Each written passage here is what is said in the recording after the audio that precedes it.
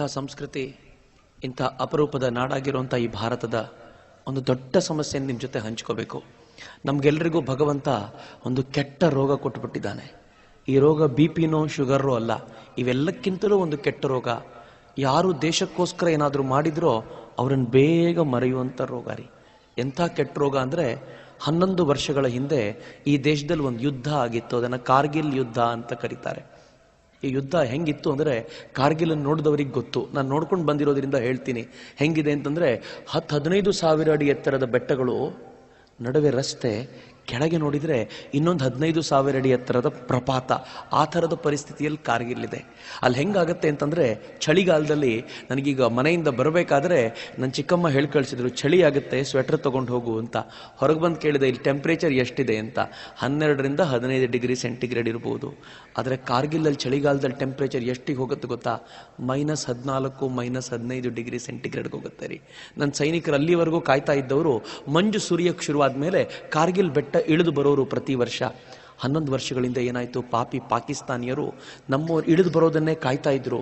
ಇವರು ವಾಪಸ್ ಏರೋಕ್ಕಿಂತ ಮುಂಚೆ ತಾವೇ ಹಿಂಬದಿಯಿಂದ ಹತ್ಬಿಟ್ಟು ನನ್ನ ಸೈನಿಕರೇ ಕಟ್ಟಿದ್ದ ಬಂಕರ್ಗಳಲ್ಲಿದ್ದಂಥ ಮದ್ದು ಗಂಡುಗಳನ್ನು ಹಿಡ್ಕೊಂಡು ಅವ್ರು ನನ್ನ ಸೈನಿಕರ ಮೇಲೆ ಗುರಿ ಇಟ್ಕೊಂಡು ಕೂತ್ಬಿಟ್ರು. ಒಂದಷ್ಟು ಜನ ಈ ದನಗಾಹಿಗಳು ಅಲ್ಲಿಗೆ ಹೋಗಿ ನೋಡ್ತಾರೆ, ಅಯ್ಯೋ ಅಲ್ಲಿರೋದು ಭಾರತೀಯರಲ್ಲ ಪಾಕಿಸ್ತಾನಿಯರು ಅಂತ. ಭಾರತೀಯರಿಗೆ ಬಂದು ಸುದ್ದಿ ಮುಟ್ಟಿಸಿದ್ರೆ ಭಾರತೀಯ ಸೈನಿಕರು ನಂಬಲಿಲ್ಲ. ಸೌರಭ್ ಕಾಲಿಯಾ ನೇತೃತ್ವದಲ್ಲಿ 5 ಜನ ಸೈನಿಕರನ್ನ ನೋಡ್ಕೊಂಡು ಬನ್ನಿ ಅಂತ ಕಳಿಸ್ಕೊಟ್ರು ರೀ. ಇವ್ರು ಬರೋವರೆಗೂ ಸುಮ್ಮನೆ ಇದ್ದ ಪಾಪಿ ಪಾಕಿಸ್ತಾನಿಯರು ಈ 5 ಜನರನ್ನ ಬಂಧಿಸಿದ್ರು, ಪಾಕಿಸ್ತಾನಕ್ಕೆ ಕರ್ಕೊಂಡು ಹೋದ್ರು. ಭಾರತದ ಸೈನ್ಯ ವ್ಯವಸ್ಥೆ ಬಗ್ಗೆ ವಿಚಾರಗಳನ್ನು, ಮಾಹಿತಿಗಳನ್ನು ಕೇಳಿದರು. ಇವ್ರು ಹೇಳಲಿಲ್ಲ ಅಂದಿದ್ದಕ್ಕೆ ಏನು ಮಾಡಿದ್ರು ಗೊತ್ತಾ? ಮೊದಲು ಕೈ ಬೆರಳುಗಳನ್ನು ಕಡಿದ್ರು, ಕಾಲು ಬೆರಳುಗಳನ್ನು ಕಡ್ದು ಹಾಕಿದ್ರು, ಕೈಯನ್ನು ಕಡಿದ್ರು, ಕಾಲನ್ನು ಕಡಿದ್ರು, ಕಣ್ಣನ್ನು ಕಿತ್ತು ಹಾಕಿದ್ರು, ನಾಲ್ಗೆ ಕತ್ತರಿಸಿದ್ರು, ಮೂಗು ಕತ್ತರಿಸಿದ್ರು, ಕೊನೆಗೆ ಮರ್ಮಾಂಗವನ್ನು ಕತ್ತರಿಸಿ 5 ಜನರ ದೇಹವನ್ನು ತುಂಡು ತುಂಡು ಮಾಡಿ ಭಾರತಕ್ಕೆ ಪಾರ್ಸಲ್ ಮಾಡಿ ಕಳಿಸ್ಕೊಟ್ರಲ್ಲಿ. ಹೊಟ್ಟೆ ಉರಿದೋಗ್ಬಿಡ್ತು ನನಗೆ. ಸೌರಭ್ ಕಾಲಿಯಾ ಮುಖ ನೋಡಿದ್ರೆ ಈಗಲೂ ಎದೆ ಜುಮ್ ಅಂದ್ಬಿಡುತ್ತೆ. 32 ಹುಡುಗ, ತಂದೆ ತಾಯಿಗೆ ಎಂಥ ಸಂಕಟ ಆಗಿರಬೇಡ. ಆದರೆ 11ನೇ ವರ್ಷದಲ್ಲಿ ಮರೆತು ಹೋಗ್ಬಿಟ್ವಿ ರೀ. 10ನೇ ವರ್ಷ ಆಗಿದ್ದಾಗ ಕಾರ್ಗಿಲ್ ವಿಜಯೋತ್ಸವ ಆಚರಣೆ ಮಾಡಬೇಕು ಅಂತ ಎಲ್ಲರೂ ಪ್ರಯತ್ನ ಪಟ್ಟರೆ, ಇವತ್ತಿನ ಕೇಂದ್ರ ಸರ್ಕಾರ ಏನು ಹೇಳುತ್ತೋ ಗೊತ್ತಾ? ಗನಂದಾರಿ ನಾಯಕರು, ಈ ನಾಯಕರು ಹೇಳ್ತಾರೆ, ಬೇಡ ಬೇಡ ವಿಜಯೋತ್ಸವ ಆಚರಿಸೋದು ಬೇಡ. ಯಾಕೆ ಅಂದರೆ ಈ ವಿಜಯೋತ್ಸವ ಆಚರಿಸಿದರೆ ಆವತ್ತು ಯಾವ ಸರ್ಕಾರ ಇತ್ತೋ ಅವ್ರಿಗೆ ಕ್ರೆಡಿಟ್ ಹೋಗುತ್ತೆ, ಅದಕ್ಕೋಸ್ಕರ ವಿಜಯೋತ್ಸವ ಆಚರಿಸೋದು ಬೇಡ ಅಂತ. ಈ ದೇಶದ ಸೈನಿಕರು ಹೋರಾಟ ಮಾಡೋದು ಮುದಿ ರಾಜಕಾರಣಿಗಳಿಗೋಸ್ಕರ ಅಲ್ಲ, ಭೂಮಿ ತಾಯಿನ ಉಳಿಸ್ಕೊಳ್ಬೇಕು ಅಂತಾರೆ. ಯಾಕೆ ಇವರಿಗೆ ಅರ್ಥ ಆಗಲ್ಲ ಇದೆಲ್ಲ? ಎಂತೆಂಥ ಸೈನಿಕರು ಗೊತ್ತೇನು? ಅವ್ರ ಬಗ್ಗೆ ಹೇಳಬೇಕಾದ್ರೇ ರೋಮಾಂಚನ ಆಗುತ್ತೆ. ಮನೋಜ್ ಕುಮಾರ್ ಪಾಂಡೆ ಅಂತ 22 ಹರೆಯದ ಹುಡುಗ ದೇಶಕ್ಕೋಸ್ಕರ ಪ್ರಾಣ ಕೊಟ್ಟ. ಆವಾಗ ಈ ಹುಡುಗ 20ನೇ ವಯಸ್ಸಿನಲ್ಲಿ ಸೈನಿಕ್ ಸೇರಬೇಕು ಅಂತ ಬಂದಂತೆ. ತುಂಬ ಬುದ್ಧಿವಂತ ಹುಡುಗ, ಇಂಜಿನಿಯರಿಂಗ್ ಮಾಡ್ತಿದ್ದವನು. ಸೈನಿಕ್ ಸೇರಬೇಕು ಅಂತ ಹೋದ್ರೆ ಎಲ್ಲ ಎಕ್ಸಾಮ್ನಲ್ಲೂ ಪಾಸ್ ಆಗ್ಬಿಟ್ಟ. ಕೊನೆಯದೊಂದೇ ಒಂದು ಪ್ರಶ್ನೆ ಕೇಳ್ತೀವಿ ಅಂತ ಕೂರಿಸ್ಕೊಂಡು ಕೇಳ್ತಾರೆ, ತುಂಬ ಬುದ್ಧಿವಂತ ಹುಡುಗ ನೀನು, ಹೊರಗಡೆ ಎಲ್ಲಾದರೂ ಹೋದರೆ ಕೈ ತುಂಬ ಸಂಬಳ ಸಿಗುತ್ತೆ, ಸೈನ್ಯಕ್ಕೆ ಸೇರಬೇಕು ಅಂತ ಯಾಕೆ ಬಂದಿದ್ದೀಯಾ? ಅವನ ತಾಯಿ ಅದು ಯಾವ ಪುಣ್ಯಾತ್ಗಿತ್ತೀನೋ. ಮನೋಜ್ ಕುಮಾರ್ ಪಾಂಡೆ ಹೇಳ್ತಾನೆ, ಸರ್ ಏನೂ ಇಲ್ಲ ಸರ್, ನನ್ನ ಜೀವನದಲ್ಲಿ ಒಂದೇ ಒಂದು ಆಸೆ ನನಗೆ ಅಂದರೆ ಪರಮ್ವೀರ್ ಚಕ್ರ ತಗೋಬೇಕು ಅಂತ. ಸೈನ್ಯದಲ್ಲಿ ಬಿಟ್ಟರೆ ಇನ್ಯಾವ ಕಂಪನಿನೂ ಅದನ್ನು ಕೊಡಲ್ಲ ಸರ್, ಅದಕ್ಕೋಸ್ಕರ ಇಲ್ಲಿಗೆ ಬಂದಿದ್ದೀನಿ ಸರ್, ಅವಕಾಶ ಮಾಡಿಕೊಡಿ ಸರ್ ಅಂತನ್ರಿ ಅವನು. ಸಂಬಳದ ಮಾತಾಡಲಿಲ್ಲ ಹುಡುಗ, ಪರಮ್ವೀರ್ ಚಕ್ರ ಬೇಕು ಅಂತಂದ. ಕೆಲಸ ಸಿಕ್ತು ಅವನಿಗೆ. ಅದೇನೋ ಒಂದು ದುರದೃಷ್ಟವೋ ಅದೃಷ್ಟವೋ ಗೊತ್ತಿಲ್ಲ. 2 ವರ್ಷದಲ್ಲಿ ಯುದ್ಧ ಘೋಷಣೆ ಆಯಿತು. ಬಹಳ ಖುಷಿಯಿಂದ ಯುದ್ಧದಲ್ಲಿ ಪಾಲ್ಗೊಂಡ. ಮೇಲಿದ್ದಂಥ ಪಾಕಿಸ್ತಾನಿಯರ ಬಂಕರ್, ಯೋಚನೆ ಮಾಡಿ, 15-20 ಸಾವಿರ ಅಡಿ ಎತ್ತರದ ಗುಡ್ಡಗಳನ್ನು ಹತ್ತಬೇಕಾದ್ರೆ ಹಿಂದೆ 20-25 kg ಆಹಾರದ ಬ್ಯಾಗನ್ನು ಹೊತ್ಕೊಂಡು ಹೋಗಬೇಕು, ರೈಫಲ್ ಹೊತ್ಕೋಬೇಕು, ಗುಂಡುಗಳನ್ನು ಹೊತ್ಕೊಂಡ್ಬಿಟ್ಟು ಆ ಕಡಿದಾದ ಬೆಟ್ಟವನ್ನು ಏರಬೇಕು. ಮೇಲಿರುವಂಥ ಪಾಕಿಸ್ತಾನಿಯರಿಗೆ ತೊಂದರೆ ಇಲ್ಲ, ಗುಂಡು ಹಾರಿಸ್ಬೇಕು ಅಂತಿಲ್ಲ, ಯಾವುದಾದ್ರೂ ಒಂದು ಬಂಡೆಗಲ್ಲನ್ನು ತಳ್ಳಿಬಿಟ್ರೆ ಸಾಕು ರೀ, ಕೆಳಗೆ ಬರ್ತಾ ಇರುವಂಥ ಸೈನಿಕ ಅಪ್ಪಚ್ಚಿಯಾಗಿ ಹೋಗ್ಬಿಡ್ತಾನೆ. ಇಂಥ ಟೆರೈನ್ನಲ್ಲಿ ಈ ದೇಶದ ಸೈನಿಕ ಹೋರಾಟ ಮಾಡ್ಲಿಕ್ಕೆ ಸಿದ್ಧನಾದ. ಮೇಜರ್ ಮನೋಜ್ ಕುಮಾರ್ ಪಾಂಡೆ ತನ್ನ ಸೈನಿಕರನ್ನು ಕರ್ಕೊಂಡು ಮೇಲೆ ಹತ್ತದ. ಹಿಂದಿನಿಂದ ಹತ್ತಿ ಕತ್ತಲಿನಲ್ಲೇ ಪ್ರಯಾಣ ಮುಂದುವರಿಸಿ ಪಾಕಿಸ್ತಾನದ ಬಂಕರ್ ಎದುರಿಗೆ ಬಂದು ನಿಂತ್ಕೊಂಡ. ತನ್ನ ಬ್ಯಾಗಲ್ಲಿದ್ದಂಥ ಒಂದು ಗ್ರೆನೇಡ್ ಅನ್ನು ತಗೊಂಡು ಒಂದು ಬಂಕರ್ ಮೇಲೆ ಬಿಸಾಕ್ದ. ಆ ಬಂಕರ್ ಛಿದ್ರವಾಗೋಯ್ತು. ಅಷ್ಟೊತ್ತಿಗೆ ಬೇರೆ 2 ಬಂಕರ್ಗಳಿಂದ ಗುಂಡು ಹಾರು ಬಂದು ಇವನು ಬಲಗೈ ಛಿದ್ರವಾಗಿ ಹೋಯ್ತಂತೆ. ಬಲಗೈ ಚೂರಾಗಿ ಹೋಗ್ಬಿಡ್ತು. ಆದರೆ ಬಲಗೈ ಬೀಳಲಿಲ್ಲ, ನೇತಾಡ್ತಾ ಇತ್ತಂತೆ. ಹತ್ತಿರದಿಂದ ನೋಡಿದವ್ರು ಹೇಳ್ತಾರೆ, ಆಗಲೂ ಅವನ ತಾಕತ್ ಕಡಿಮೆ ಆಗಲಿಲ್ಲ. ಅವನು ತನ್ನ ಸೈನಿಕನೊಬ್ಬನಿಗೆ ಕರೆದು ಹೇಳ್ದ, ಬೇಗ ನನ್ನ ಬೆಲ್ಟನ್ನು ಬಿಚ್ಚಿ ಈ ಬಲಗೈನ ಸೊಂಟಕ್ಕೆ ಕಟ್ಕೊಂಡು ಬಿಡ್ತೀನಿ, ನೇತಾಡ್ತಾ ಇದ್ರೆ ತುಂಬ ಕಷ್ಟ ಆಗುತ್ತೆ ಅಂತ ಹೇಳಿ ನೇತಾಡ್ತಾ ಇದ್ದ ಬಲಗೈನ ಸೊಂಟಕ್ಕೆ ಕಟ್ಕೊಂಡು ಎಡಗೈಯಿಂದ 2 ಗ್ರೆನೇಡನ್ನು ತಗೊಂಡು ಪಾಕಿಸ್ತಾನದ 3 ಬಂಕರ್ಗಳನ್ನು ನಾಶ ಮಾಡಿದ. ಉಳಿದ ಸೈನಿಕರು ಓಡ್ ಹೋಗ್ತಾ ಇದ್ರೆ ಇವನಿಗೊಂದು ಗುಂಡು ಬಂದು ಇವನ ಹಣೆಗೆ ಬಿತ್ತಂತೆ.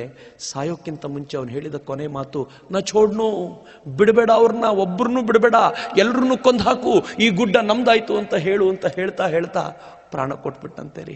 ಆ ಹುಡುಗನಿಗೆ 22ರ ಹುಡುಗನಿಗೆ ಪರಮವೀರ್ ಚಕ್ರ ಸಿಕ್ತು, ಮರಣೋತ್ತರ ಪ್ರಶಸ್ತಿ. ಅದು ಸಿಗಬೇಕಾದ್ರೆ ಪ್ರಶಸ್ತಿಯಲ್ಲಿ ಅನೌನ್ಸ್ ಮಾಡ್ತಾರಲ್ಲ, ಆ ಹೆಣ್ಮಗಳು ಅನೌನ್ಸ್ ಮಾಡ್ತಾಳೆ. ಅವನು ಡೈರಿಯಲ್ಲಿ 2 ಸಾಲು ಬರ್ಕೊಂಡಿದ್ದ, ಅವನು ನಿಮ್ಗೆ ಹೇಳಬೇಕು ಅಂತೇಳಿ ಹೇಳ್ತಾಳೆ ಅವಳು. ಏನು ಸಾಲಂತೆ ಗೊತ್ತಾ? ಅಕಸ್ಮಾತ್, ಅದ್ಭುತವಾದ ಮಾತು, ಅಕಸ್ಮಾತ್ ನನ್ನ ರಕ್ತದ ತಾಕತ್ತನ್ನು ಪ್ರೂವ್ ಮಾಡೋಕ್ಕಿಂತ ಮುಂಚೆ ಮೃತ್ಯು ನನ್ನ ಹತ್ರ ಬಂದರೆ ದೇವರಾಣೆಗೂ ಆ ಮೃತ್ಯುನೂ ನಾನು ಕೊಂದು ಬಿಡ್ತೀನಿ ಅಂತ ಆ ಹುಡುಗ 4 ಸಾಲು ಬರ್ಕೊಂಡಿದ್ನಂತೆ ರೀ. 22ರ ಹುಡುಗ ದೇಶಕ್ಕೋಸ್ಕರ ಪ್ರಾಣ ಕೊಟ್ಬಿಟ್ಟ. ಅವನು ಏನಕ್ಕೆ ಪ್ರಾಣ ಕೊಟ್ಟನೋ ನೆನಪಿಸ್ಕೊಳ್ಳೋರು ಇಲ್ವಲ್ರಿ ಈ ದೇಶದಲ್ಲಿ. ಮೇಜರ್ ರಾಜೇಶ್ ಅಧಿಕಾರಿ ಯುದ್ಧಕ್ಕೆ ಅಂತ ಹೊರಟ, ಹೋಗಬೇಕಾದ್ರೆ ಹೆಂಡತಿ ಓಡ್ ಬಂದವಳು ಪೋಸ್ಟ್ ಮ್ಯಾನ್ ಓಡ್ ಬಂದು ಒಂದು ಪತ್ರವನ್ನು ಕೊಟ್ಟ. ಪತ್ರವನ್ನು ನೋಡಿದ ರಾಜೇಶ್ ಅಧಿಕಾರಿ, ಹಿಂದೆ ಹೆಂಡತಿ ಅಡ್ರೆಸ್ ಇತ್ತು, ಓದಲೇ ಇಲ್ಲ, ಜೇಬಿಗೆ ಇಳಿಸ್ಕೊಂಡಂತೆ. ಪೋಸ್ಟ್ ಮಾಸ್ಟರ್ ಕೇಳ್ತಾರೆ, ಯಾಕೆ ಸರ್ ನೀವು ಓದಲ್ಲ? ಸೈನಿಕರು ಪತ್ರ ಬಂದರೆ ಜೀವ ಬಿಡ್ತಾರೆ, ನೀವು ಯುದ್ಧಕ್ಕೆ ಹೋಗೋ ಹೊತ್ತಲ್ಲಿ ಪತ್ರ ಓದ್ತಿಲ್ವಲ್ಲ, ಯಾಕೆಂದ್ರೆ ಏನಂತಾನೆ ಗೊತ್ತಾ? ಏನೂ ಇಲ್ಲ, ಈ ಪತ್ರ ಬರೆದಿರೋದು ನನ್ನ ಹೆಂಡತಿ. ನಾನು ಯುದ್ಧಕ್ಕೆ ಹೋಗಬೇಕಾದ್ರೆ ಅವಳ ಪತ್ರದ ತುಂಬ ಗೋಳು ಕರ್ಕೊಂಡಿರ್ತಾಳೆ. ಯುದ್ಧಕ್ಕೆ ಹೋಗಬೇಕಾದ್ರೆ ನನಗೆ ತಾಯಿ ಭಾರತೀಯ ನೆನಪಾಗಬೇಕೆ ಹೊರತು ನನ್ನ ಹೆಂಡತಿ ನೆನಪಲ್ಲ, ಅದಕ್ಕೆ ಪತ್ರನ ಜೇಬಲ್ಲಿ ಇಟ್ಕೊಂಡೆ ಅಂದ ಅವನು. ಯುದ್ಧಕ್ಕೆ ಹೋದ, ವಾಪಸ್ ಹೆಣವಾಗಿ ಮನೆಗೆ ಬಂದ್ಬಿಟ್ಟ ರೀ.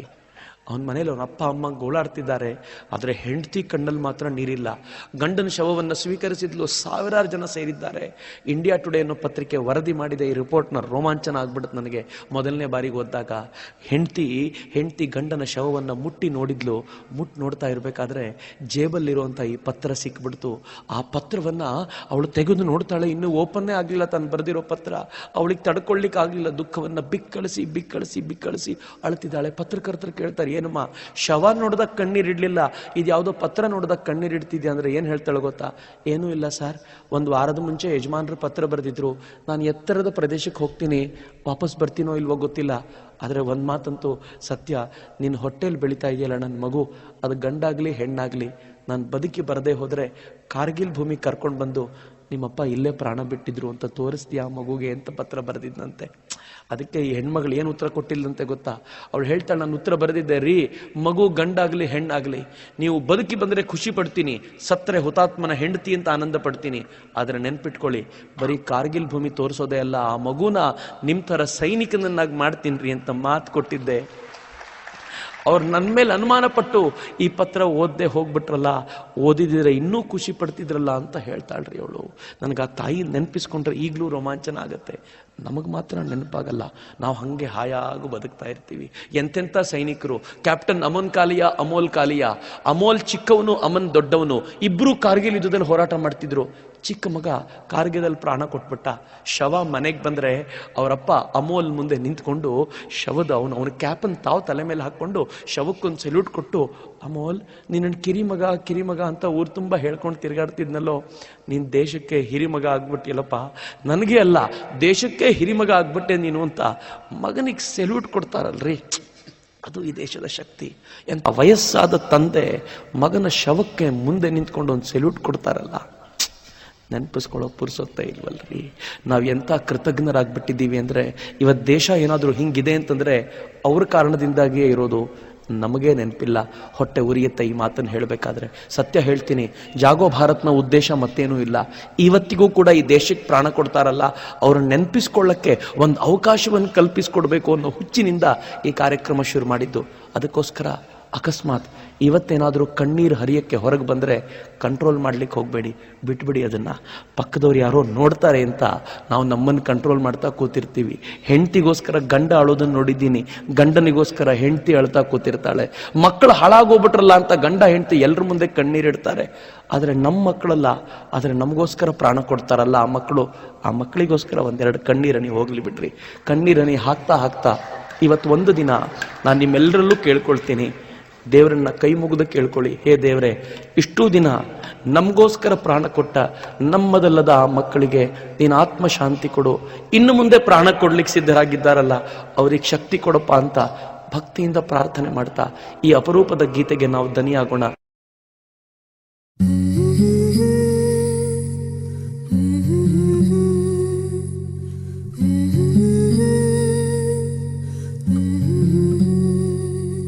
மெல்ல விடை கொடு மனமே, இந்த நினைவுகள் கனமே. தாய் மண்ணே செல்கின்றோம் தூரம் தூரம். இங்கு உறவுகள் பிரிவுகள் வருதே, சில அழகிய வரிகளும் தருதே. போகின்றோம் தூரம் தூரம்.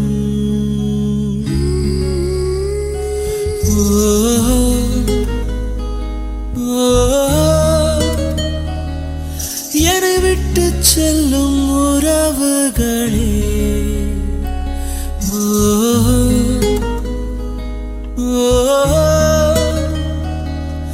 உயிர் தொட்டு செல்லும் உணர்வுகளே, போய் வரவா.